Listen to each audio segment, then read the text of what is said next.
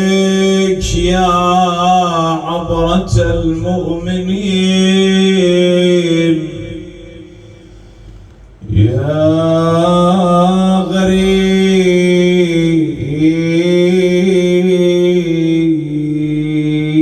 غريب يا أبا عبد الله طبت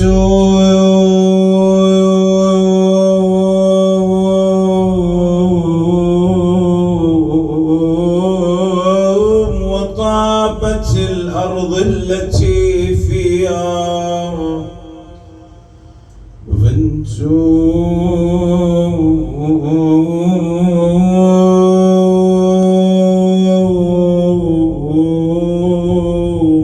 وفزتم فيا ليتنا كنا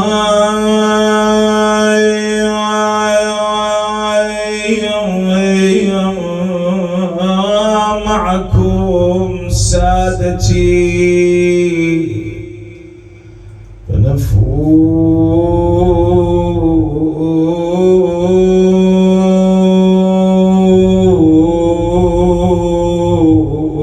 فنفوز فوزا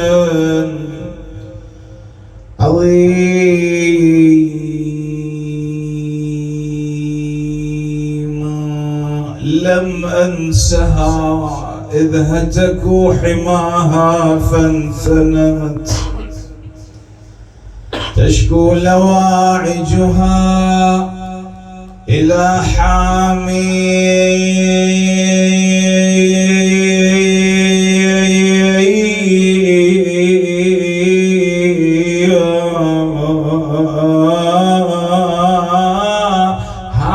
هذه نساؤك من يكون إذا سرت بالأسر سائقها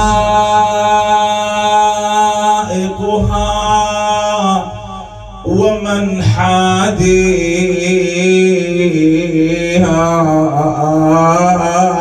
عجبا لها بالأمس أنت تصونها واليوم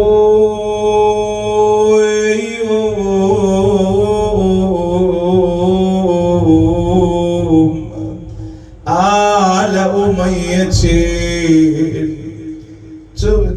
تبديها قلت عتبين وانا شلت راسي ولا تظنين قلب حسين جاسي يا زينب تراني باخر انفاسي تقول له اخي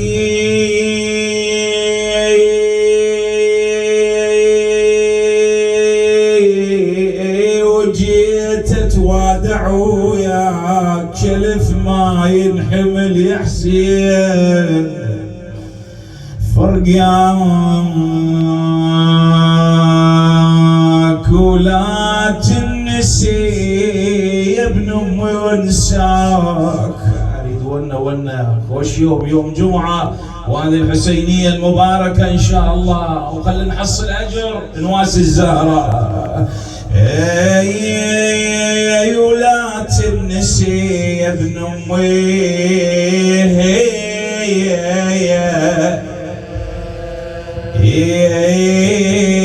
وانساك.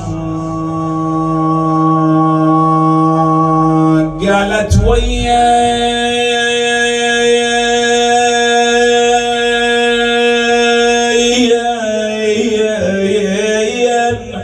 نيران الحزن بالقلوب ويا الليالي ليالي الفرح يمتى تعود يا ابويا ويا نهمنك نقعد ويهلنا بعد. شيعود ذيك الايام يا زينب الك بعد هم نقعد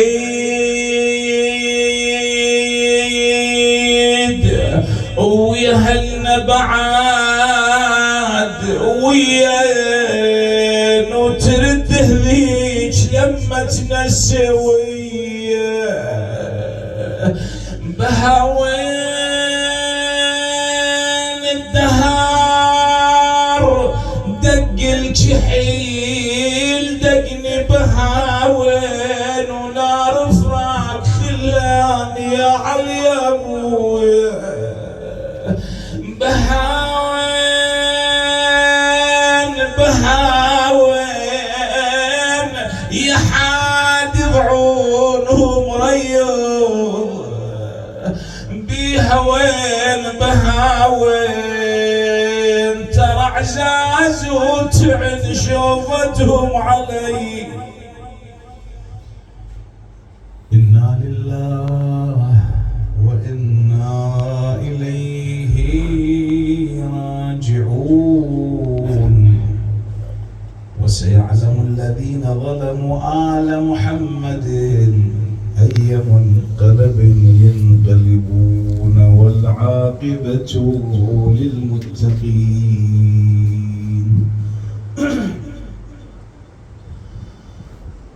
قال رسول الله صلى الله عليه وآله أعطي للحسين ما لا أعطي لغيره. جعل نسل الأئمة من ذريته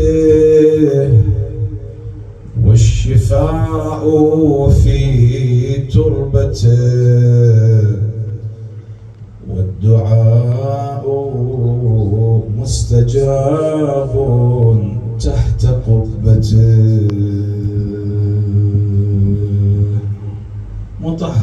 مطهرون نقيات ثيابهم تجري عليهم الصلاة أينما ذكروا. اللهم صل على محمد وآل محمد. عظم الله أجوركم أعزائي خدمة الإمام الحسين عليه السلام. بالواقع هذا الحديث النبوي الشريف عن لسان الذي لا ينطق عن الهوى إن هو إلا وحي يوحى. من يقول أعطي للحسين مقام ودرجة لا أعطي لغيره. كل الأئمة مقدسين كلهم مطهرين، لكن هل الخصال الثلاث خص الله بهن الحسين عليه السلام دون الأئمة عليهم السلام. الحسين الله طافه وكأنما فرد يوم علي بن أبي طالب يخاطبه صاحبين القوسين يقول له بني يا حسين إن أباك أشرف من أبي وأمك أشرف من أمي وجدك أشرف من جدي. شلون هاي؟ يعني أنت تقعد يم ابنك وتكلمه هيك وما يصير هيك. لكن شوف علي بن أبي طالب يقصد عنده دليله. يقول له حسين ولدي أبوك أشرف من أبوي وأمك أشرف من أمي وجدك أشرف من جدي. شلون؟ لأن أبوك علي بن أبي طالب وأبوي أبو طالب والنعم بأبو طالب شيخ البطحاء، لكن لا يقاس مع سيد الأوصياء وصي رسول الله علي بن أبي طالب. أنا أم فاطمة بنت أسد وثلاث أنعام، هذه الامرأة الجليلة الطيبة اللي رسول الله كان يقولها أماه يقولها يمه، لكن مع كل إجلالها لا تقاس بسيدة النساء فاطمة الزهراء. أنا أمي فاطمة بنت أسد وأمك فاطمة الزهراء سيدة نساء العالمين. وإن جدي عبد المطلب والنعم منه، لكن لا يقاس بسيد الأنبياء والمرسلين وسيد الكائنات أجمعين أبي القاسم المصطفى محمد. اللهم صل على محمد وآل محمد. لا تتعجب إذا تسمع رسول الله يقول هذين الثلاثة الله أعطاهن للحسين دون الأئمة. الأولى جعل نسل الأئمة من ذريته، سادتنا الأماجد ذريتهم اللي الآن موجودة اجوا من الحسين عليه السلام. ليش؟ لأنهم الأعداء ما رادوا يخلون أثر للحسين عليه السلام. أما إنما أمره إذا أراد شيئا أن يقول له كن، قال لهم غصبا عليكم هذا السجاد أنا راح أخليه حي حتى تبقى ذرية الحسين لا تنقطع.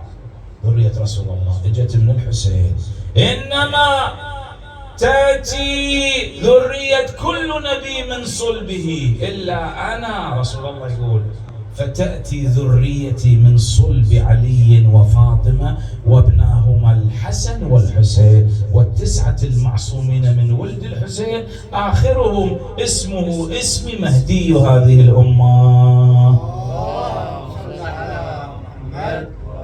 حتى يقولون يوم اللي الحسين قام يصيح هل من ناصر ينصرني، هل من معين يعينني. الإمام السجاد كان مريض بأبي وأمي، يقول قال لها عمّا، قالت له نعم، قال لها عمّا ناوليني عصاي وسيفي. قالت له ماذا تفعل؟ قال لها أما عصاي أتوكى عليها وأما سيفي أذب عن حرم أبي الحسين، عن أبوي الحسين. شنو قيمة الحياة؟ أبوي قاعد ينخب الناس، هل من معين وأنا هنا؟ هذا جابت له العصا بأبي وأمي وهو مريض وتقدم خطوات وإذا بالحسين وهو وحيد شافه قال لها زينب رجعي واحتفظي بي لأنه السلالة من ذريتي، رجعي لي المخيم لازم يبقى حي حتى لا تنقطع ذريتي بأبي وأمي. جعل نسل الأئمة من ذريته. وبعد كرامات الله خص الحسين به. والشفاء في تربته، أكل التراب بالإسلام لا يجوز إلا تربة المقدسة للإمام الحسين. تدري ايش قد شافت على طول الزمن، ايش قد شافت مرضى هالتربة هاي، لكن بعقيدة. مو اجى واحد الإمام الصادق قال له سيدي تقولون تربة جدكم الحسين الشافي لكن ما شافتني أنا مريض. قال المشكلة بعقيدتك أنت، ما عندك عقيدة أنت، ما طول ما عندك عقيدة ما تشافي. لازم يكون عندك يقين وعقيدة اللي إذا أكلت التربة هاي مقدار راح تشافيك حقيقة. زين هذا يقول واحد من العلماء كان يطالع، يعني ما كان عنده مال، يعني كان فقير عايش حقيقة، ما كان عنده مال يشتري له ضوء، فكان يصعد فوق السطح على ضوء القمر يطالع فترة وعيونه ضعفا بعد ما يشوف. زين هذا اللي ما عنده يشتري له ضوء، عنده يروح يشتري له نظارات. فرجع اجى قام شو يسوي؟ يجيب تربة كربلاء ويكحل عيونه بهن واذا يرجع عليه بصره مثل اول يوم. الشفاء في تربته والدعاء مستجاب تحت قبته. لأن مشهد لملائكة الله المقربين، اكو ملائكة هناك ينقبوا الحسين سلام الله عليه، تسجل حاجاتكم بس كن قلبك يخشى على امامك ويما انت مستحيل يرجعك بدون اخذ حاجتك، لانكم ملائكة. رسول الله يقول هذا مو انسان عادي، يقول تردون تستجاب أدعيتكم اذهبوا إلى قبر الحسين، لأن الدعاء مستجاب تحت وظيفك بعد أزيدك حتى في مجالس الحسين الدعاء مستجاب. فلا تبخل على نفسك حوائجك، خوش أيام هالأيام اطلبهن في مجالس الحسين. لأن احنا شو نقول؟ كل أرض كربلاء. كربلاء مو فقط ذيك المنطقة اللي نعرفها في نينوى وفي كربلاء، كل مجالس الحسين إنها كربلاء. كل أرض كربلاء وكل يوم عاشوراء. إذا أعطي للحسين، رسول الله يقول ما لا أعطي لغيره.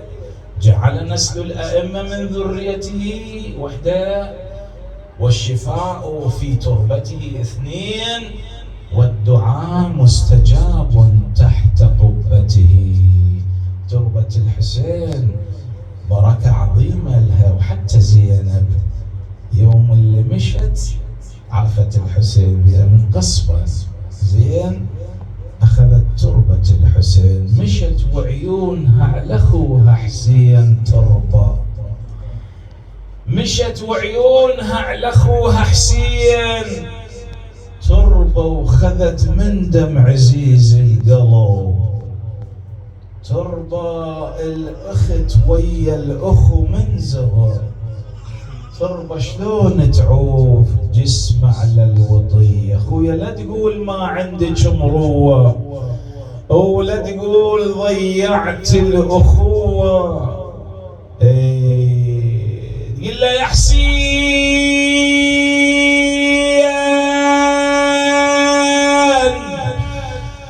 يا حسين، هاي من وصلت واجت يم الحسين يوم العاشر من وقع على الأرض بحليب أم علياك بطلي الونة ورفس رجليك،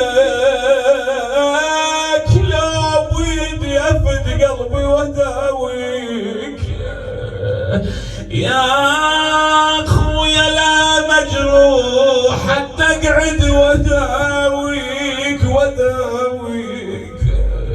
يقول الحسين فتح عينه شاف زينب يمه، كأنما يقول قالها يا زينب الشمس حرقت جسدي، وين عبايتك ذب عبايتك، عذرونا هاي تألم كل غيور هاي تبكيك اليوم، ذب عبايتك علي يا زينب، حرارة الشمس حرقت جسدي. تقول له اخويا براقعنا خذا وسكنا العزيز سلموا يا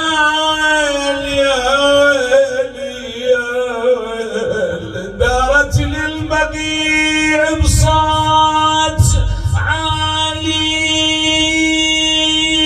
عالي يا ام حسين يا يما تعالي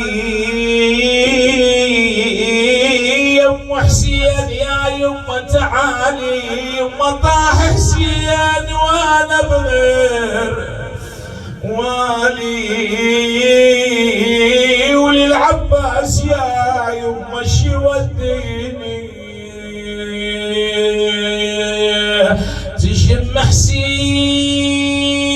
نوبه ونوبه راحت، تشم عباس لجنه وتصك راحت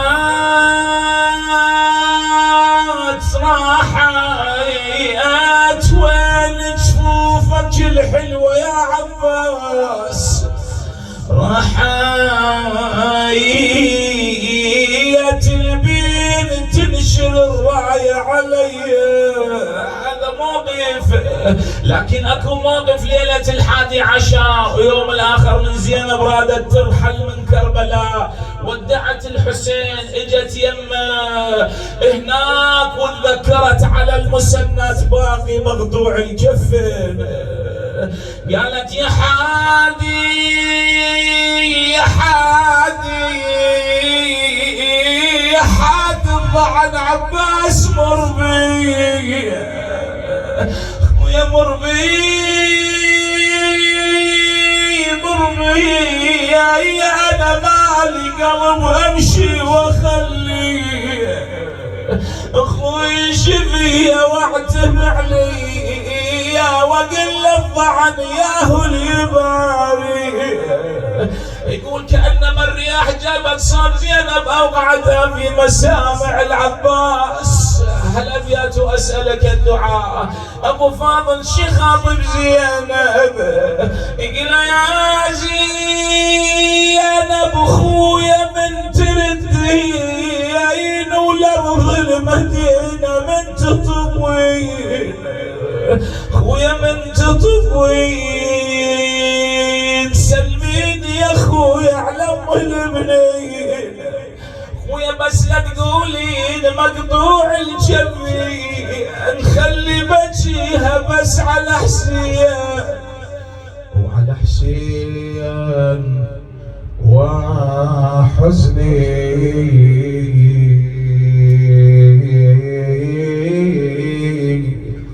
على حسين. يوم جمعة وإن شاء الله ناخذ حوائجنا من يد الزهراء واهل البيت والحسين. طلبوا مني الاخوان اغنيه صغيره وانت قاعد بمكانك ان شاء الله. ارفع ايدك ارفع ايدك. لا تنزلوني لا